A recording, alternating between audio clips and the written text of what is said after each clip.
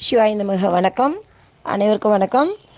கோவிந்தண்ணா மன்னிக்கவும், நான் 2 நாளாக இந்த வீடியோ பார்த்துட்டேன். ஆனால் அந்த வாய்ஸ்மெயில் பார்க்கல. வாய்ஸ்மெயில் என்னென்னா, நீங்கள் எனக்கு ஒரு சகோதரி அனுப்பியிருந்தாங்க. அந்த வாய்ஸ்மெயிலில் நீங்கள் போட்டிருக்கிறீங்க இந்த மாதிரி டிரான்ஸ்லேஷன் பண்ண சொல்லி. அதை நான் ஓப்பன் பண்ணவே இல்லை. I am extremely sorry. முற்றதில் ஒரு நாள் போயிட்டு, அப்புறம் வெளியே டூர் போயிட்டு ஒரு நாள். ஸோ நான் கவனிக்கலை, மன்னிக்கவும்.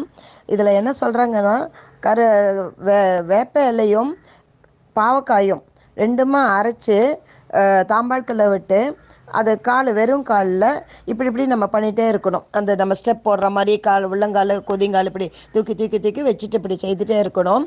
ஒரு 7-8-10 நிமிஷத்துலேயே அந்த டேஸ்டானது, அந்த கசப்பு டேஸ்டானது நமக்கு வாய்க்கு வந்துடும்.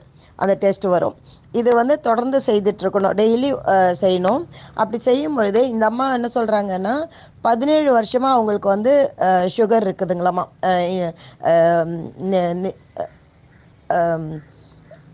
டயபெட்டிக்.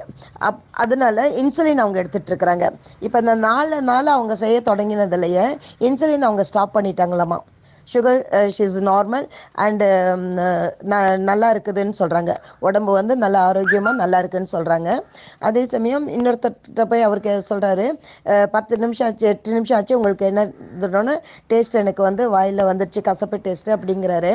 அப்புறம் இந்த இன்டர்வியூ எடுக்கிறவர் என்ன சொல்கிறாருன்னா, இந்த மாதிரி நம்ம தினம் செய்யறதில்ல, சுகரும் குறைஞ்சிரும், நார்மல் ஆகிடும், பிபியும் குறைஞ்சிரும், இன்னும் இந்த கிரிட்டிக்கலான எந்த ஒரு நோயுமே நமக்கு வராதுங்கிற மாதிரி அவர் சொல்கிறாரு.